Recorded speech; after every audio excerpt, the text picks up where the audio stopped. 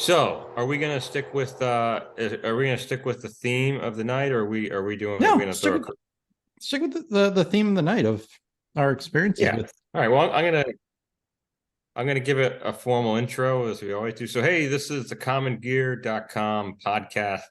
We have been meeting going on, I think, almost 30 weeks, 32 weeks, where Yep. we've historically spoken about notable auction sales in the digital online marketplace. So that being the likes of Cars and Bids and Bring a Trailer. But over the last few weeks, we tried to shift it a little bit to become a little more topical, to mix in our weekly auction discussions with more just things happening in the enthusiast automotive world. And as such, we are part of that world. And so we have experiences that shape our impressions of it. And we're sure that some of you will agree with some of the things we talk about. Last time we got together, we looked at just some notable slowdowns in the online auction world, cars that were not selling or selling for below where their expected price point would be, as the collector car landscape sort of mirrors the national economy with a little more hesitation, a little more trepidation in terms of what's going to come next. So, but this week, we're going to take a totally different look topic-wise and look at car shows. So the three of us have all in the past 6 weeks had sort of our own experiences with a element of the enthusiast community that is a long treasured feature, that being the car show. Whether we participated in it, led one, created one, observed one, etc. We're going to talk about our experiences and what this says about the overall enthusiast world right now. So as a real quick means of intro, Lars was a invited participant in the recent Audrain Motorweek, where he was part of the Youngtimers class. He was judged with his E30 and got to meet some of the most prolific collectors and prolific cars as part of this now weekly event in Newport, Rhode Island. John recently helped convene a enthusiast-focused car show in his community of Marshfield, Massachusetts, on the South Shore of the Bay State. And finally, I am in my second year of running a car show in Florida called the Air-Cooled Beach Bash, which is a show that has been going for 12 years that I somewhat intentionally took over last year after a brief hiatus, and have had the pleasure of running for 2 years in a row in Paso Grill, Florida, which is at the tail end of St. Pete. All that said, how about John? Take us away on your show, what it was like, what the goal was, what your role was, and Or sort of some immediate impressions out sure. of that. So I'll give you the backstory here. So I'm on the board of the Plymouth County Deputy Sheriff's Association, and we're like essentially almost like the fundraising arm for the sheriff's department. So if you have deputies, correction officers, high level staff at the county sheriff's department that want to do fundraising events for the charitable community, they go through us to do it. Good friend of mine that I've worked with for many years on various items is a really close friend of the sheriff. And so when they had issues with funding and trying to get these funds done, so they turned us to create this 501c3. So president of our board, who's one of my closest friends, has an '08 Bullet, 17,000 mile Bullet. And he goes to a lot of the local shows around here, and he was hell-bent on doing a car show. Just as a caveat, we had only gotten off the ground in July, and he was hell-bent on doing this car show, in October. So, and we didn't really actually start any promotion, whatnot, until September. So it turned to be pretty good for basically having less than a month to prep this thing. We did it at the YMCA in Hanover, where this guy, Rick, was a former member of the executive board, and our proceeds went to Y and also our Heroes Fund, which this organization started. So any first responder killed in line of duty in Plymouth County, if they're killed in line of duty, the proceeds of this fund will go to their family. So it was an experience running the show. The turnout was on the lower side. I mean, I think we had about 40 something cars, but quality wise was the big thing. And what was cool is we got a wide range of stuff. And I'll share my screen in a minute, but South Shore, when you go to car shows, you tend to get a lot of I guess you guys would laugh about this, the white New Balance community. So a lot of guys with, older Mustangs, Corvette, the big Corvette club, a lot of those things. But we are able to get a really cool eclectic set. And I'll share my screen here if you don't mind, gents. Let me just see. All right. So share. And let me jump to this. So, of course, we had our police cruisers and whatnot, from various departments. Jeff, I'd sent you that Daihatsu Hijet. Really interesting that the owner of that has a wide variety of cars, and he's also kind of a K car nut. He's got a Cappuccino and a Honda Acti as well. Of course, a couple of people brought their WRXs and Focus RSs to the event, which it was nice to get a real mix. A full-on replica, Bullet from the 60s. This guy, it's sunk 150 grand in this car to get it to the exact specifications. Scanning around, just go quickly through. So the forward control was really cool. So the guy brought this in on a trailer, didn't drive to the event, showed up with his, his Super Duty with this on a trailer, pristine car. Mustang. This was actually pretty nice. I'll just skip through. That's Rick's Bullet, who helped me run the event. We got a lot of course, being a sheriff's department, we had to have the service dogs, but I'll get to what a funny thing that happened. So I'll skip through, make this quick. Because I know we want to talk about other people's shows. All right. So here's the car that was best in show. This full-on proper Shelby. So the owner brought this. Oh, it gets better, Lars. That's beautiful. So he brought this in so his kid drove this, and I want to say he also rolled in a 60 C260s Vet. And he goes, hold on, let me get something even better. And this guy rolled up in a, mint perfect, I think 64 or so Vet, comes back 20 minutes later with a legit 427 Cobra. It was insane. It was like, okay, now we know what he's talking about. Yeah, that's serious stuff, dude. Yeah. So if that card showed up earlier, he would have won best in show for that car. But this other car of his won best in show. But we also was cool. We had some some European stuff. Guy rolled up in his 997. Another guy rolled up in his XKR. We had an 80 RX7 that was pretty pristine. Talked to the owner for a while. Had the rotary wheels on it, which were really neat. He was telling the story that he's got about 20 sets of those, and he bought them when no one really wanted them. So he's now got this collection of, really of all this stuff. But running a first time running event was definitely interesting. There was a lot to learn. I think next year we're going to do it again. That's the plan, to make it an annual event. The South Shore Y wants us there.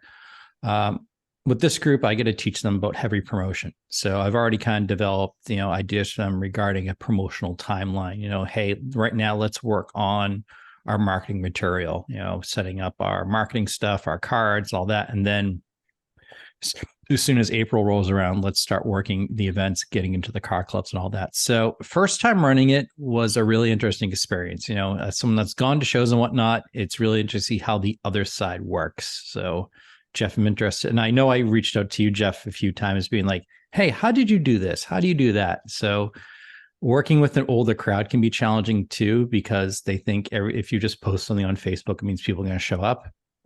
And getting people to online register in advance, it was a challenge at times. But I think, if we do it again next year, we have a base to build from, and I think it'll work pretty well. Yeah, that's awesome. Yeah. That's awesome. It's like a good time. Yeah, it was. We raised money. There were some cool cars. That was the thing I liked. The turnout was low, but the quality of cars was super impressive. So that's why I think made everyone stay. Like there wasn't like a real clunker on site. Yep. Yeah. And that's huge, right? Because as I learned, my first year running the show that I run last year, I actually had an incredibly high turnout, like over 100 vehicles pre-registered. But there were people in that crowd I was glad not to see back this year. So it was a, listen, I don't run this like I run a business. I mean, I should, but it's sort of impossible, at least in the early stages, because your goal is just to get. I mean, yeah, mine is a little bit different because we shut down 2 streets. Wow. In St. Pete Beach, and there's a whole layer of complexity that goes along with that. So anyway, I'll dive right in if you guys don't mind. One question I'll ask you, Jeff, and you may jump onto this. I mean, granted, the challenge with I said to our group was the challenge is we're doing this in October in New England, where the weather is super fickle. And it's also that time of year where people are putting their cars away. So do you run into that in doing your show in Florida? No, it's actually the exact opposite. You actually have, like this year, for the first time there were 2 competing shows on the weekend that I chose. And it's because it's like the best time of year to get your car out, because it's finally, the weather is temperate, and you're not afraid to take it out, and it's not unpleasant to be outside, especially if it's a convertible or something to that effect. So like last year I found out, like there was a higher end group I was courting, and there was a Lake Mirror Concours d'Elegance. And so this year I actually worked really hard to make sure like the Lake Mirror show is actually happening this coming weekend. But then a local brewery, Three Daughters Brewing, they had an Oktoberfest with like literally a Volkswagen car show. Ooh. And I'll get into that in a minute, but like that was that actually siphoned away a bunch of my attendees. But ironically enough, they were the people who complained the most last year about some of the decisions I made. So I wasn't entirely disappointed to see them not come back. But so I'll segue about that whole, that aspect of getting folks to come in and getting the enrollment, the pre-registration up. This year I had a unique challenge with having a relocation where I kind of clawed right into my primary prep time of July for the show. So I didn't have a chance to really attract any big sponsors. And last year I actually made like 3 trips down to Florida, just 24-hour trips to knock on some doors and get some folks signed up to be sponsors and vendors. And I just kind of abandoned all that this year, and it was fine because I didn't really notice a huge difference, aside from the fact that last year I had a title sponsor, which absorbed some of the cost of prep work. But this show has been around for a long time. From what I can understand, it was started by an individual who was just a local Volkswagen guy. He then, I guess about 8 or 9 years in, there was a young woman who wasn't really an enthusiast, but just was a photographer. And so she had always come to photograph the event. He basically said, "Hey, could you take this over? I don't know what his story was. He just, disappeared or moved or what have you." She ran it for a couple of years, and then there was COVID, and then she had a year where she was pregnant. And basically it ended up being 3 years where she just didn't run it. And it was in that 3rd year I reached out and just said, "Hey, I usually try to, time a visit down there when a show's happening. What's going on?" And she said, "Yeah, I'm just done.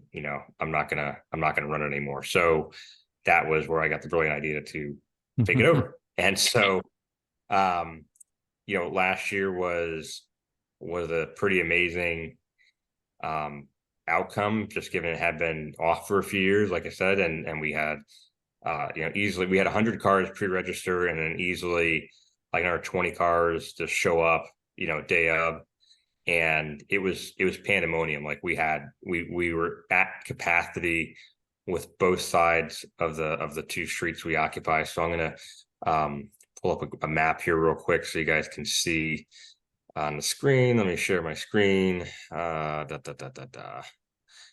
the screen. Oh, host had disabled screen sharing. Can you oh, sorry about that? Yeah, of course I can. I was just wanted to show off all my wares, One second here. I actually did find a photo of that Cobra after the fact, but it doesn't matter.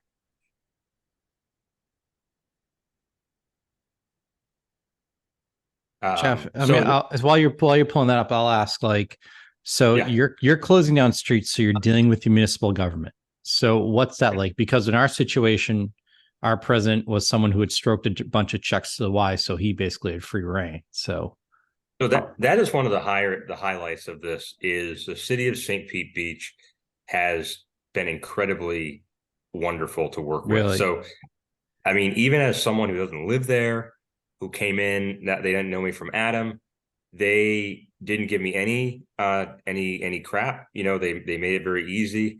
The last year, they didn't even they just didn't even question the fact that I was a total newcomer. And so what it amounts to is I reserved some dates that I'd like to have the show.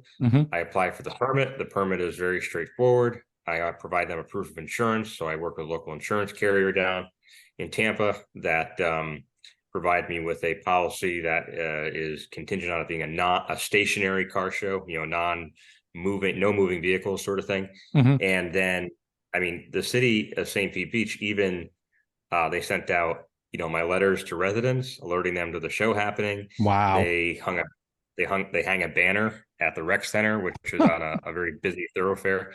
I could not ask for a serious better municipal partner. I mean, they're just tremendous. And like, you know, and 2 days before they put out all the barricades and the cones that I request at a park that's in between the two streets. And then I go down there at like 11 p.m. the night before and put up barricades and block off the golf cart parking area so I can put my vendors there. So, I mean, it's if I didn't have such a good municipal partner, I mean, this would be a nightmare to do from afar. Like that's huge. I mean, having a municipal partner that is just like, yeah, we get it. You're gonna. I mean, and the good thing was the show had been around for so long that it hadn't like faded from memory by the time I came along after it had not been run for 3 years. Like they said, oh yeah, you know, we remember the show. We get what you do. And so that's a godsend right there. So let's see. I'm going to share. What were you charging? Another thing is, what were you charging for entry fees? Because that was an item that we had, you know, some curmudgeon old people piss and moan about was the entry fee to enter your car. I mean, we made admission free if you want to visit, but we, you know, charge for car admission. I'll come back to that in a minute. Yeah, so that's an interesting element to all this, right? So I do charge, and I also charge vendors if they want. And I actually didn't even really push vendors all that hard this year because last year it didn't really pan out the way I wanted to. Like the vendors were just not really related to the car scene. They were like local candle businesses. makers and like jerky manufacturers, like people make jerky and stuff like that. It was just not a good fit. And I honestly felt bad taking their money because I just was like, if had I known what you did, I would say this is not the place to sell that stuff. But yeah, I charge $25 beforehand, pre-registration, and then 30 if you show up at the gate. And here's the thing. It's actually a smoking deal because if you want to park, like we're right. I'm going to bring up my my screen again. If you look at this, we're on 9th and 10th Avenue here. Okay. Right over. This is the beach. This is the ocean. Paradise Grill sits right on the beach. If you want to park anywhere down here on like public street parking, you're going to be at $40 for like the length. If you look at it, if you compared it to how long you get to park at the show, to parking that same amount of time in a public parking spot, we actually represent a cost savings. Plus, you don't have to like feed the meter. You don't have to, like, the streets shut down, so there's no through traffic.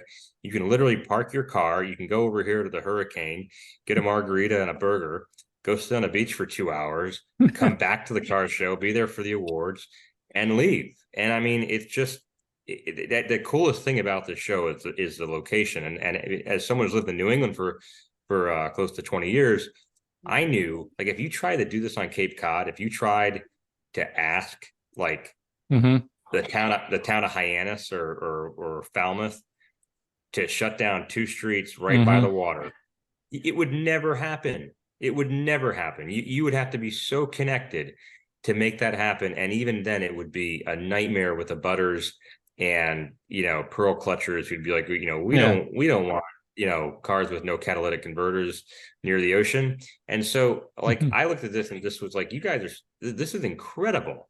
You've got 2 streets in a historic part of St. Pete Beach.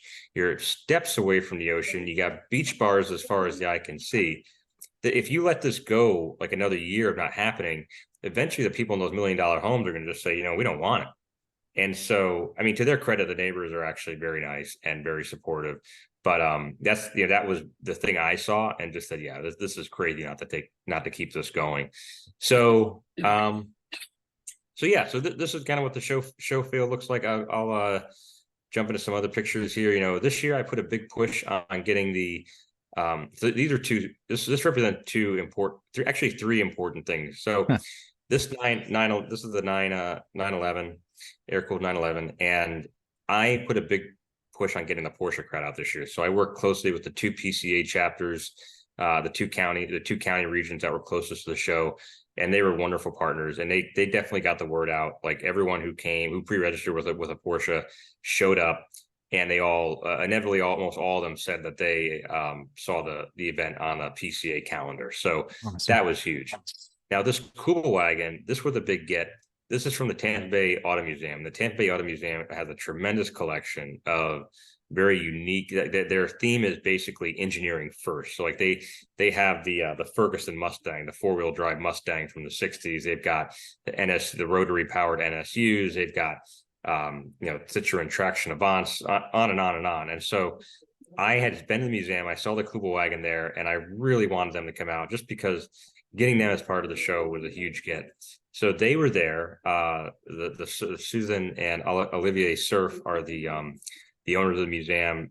Wonderful to have them there. And then this bus right here, I actually sold this bus to the owner years ago out of the property in Georgia that I helped the older man with, who's got the Wow. acre project. Right.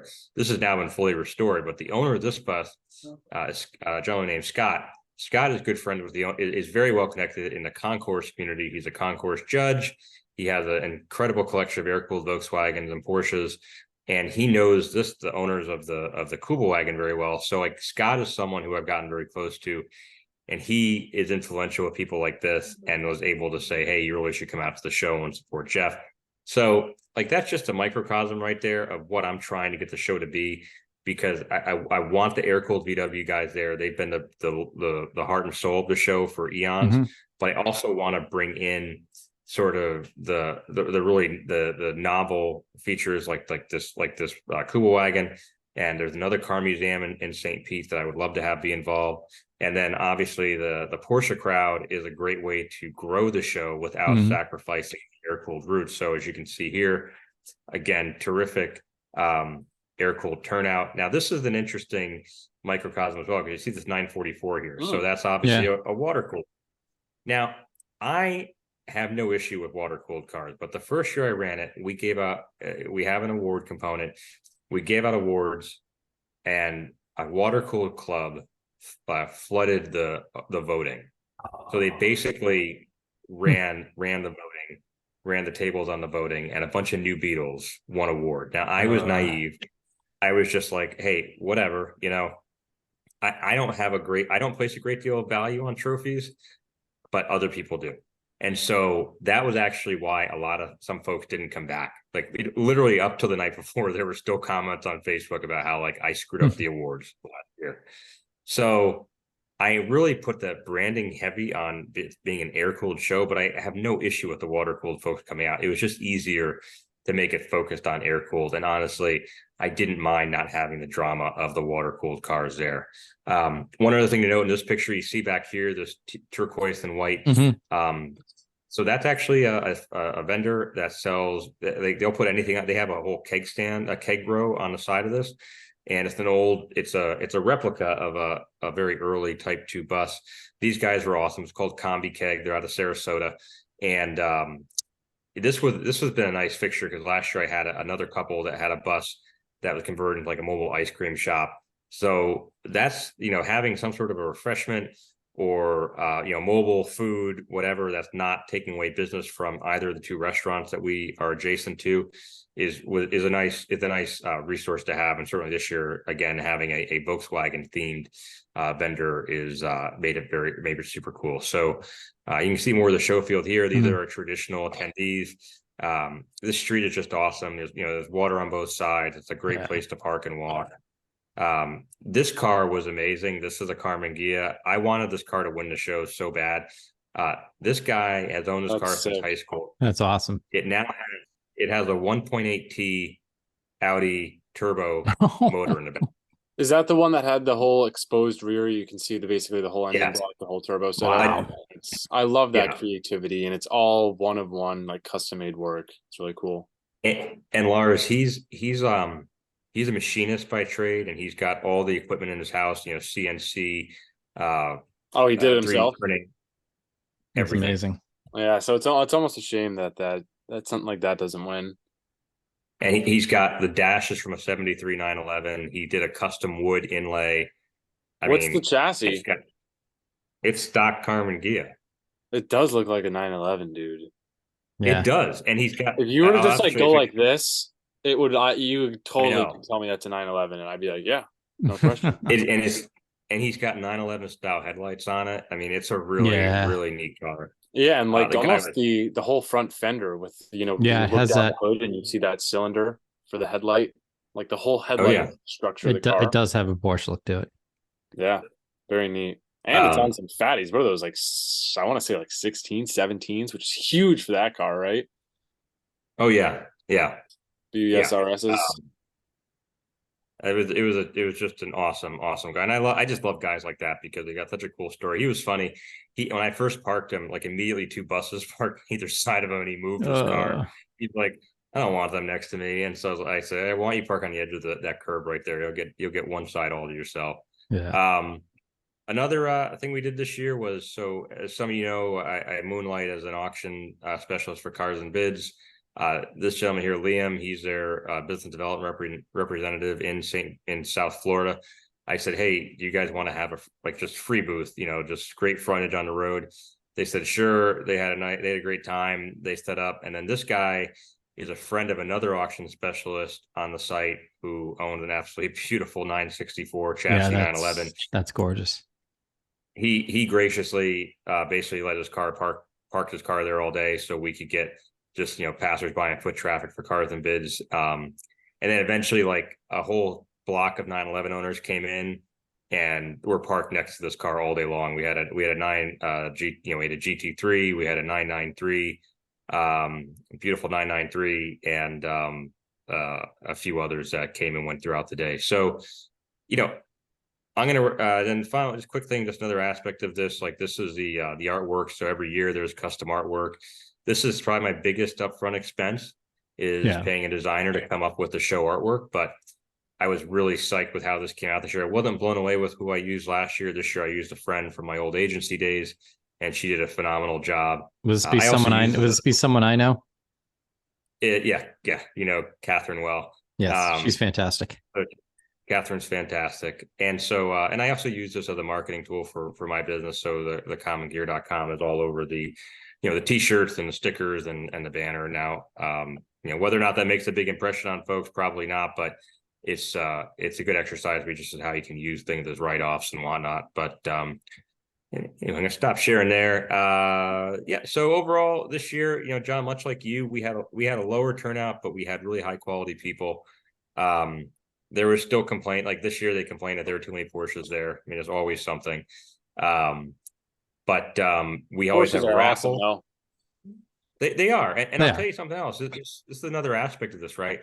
So we had probably 30 fewer attendees than last year, but we always have a raffle. And there's a company called Canoe Country Outfitters. They've been involved with the show for years. They always donate a kayak. The raffle proceeds get split between 2 nonprofits, Sea Turtle Trackers and Tampa Bay Watch, which are obviously focused on environmental and water protection, things like that. So this year we have 30 fewer cars. We actually we exceeded our total ticket purchases by about 20, 25, $30 from last year. And you know why?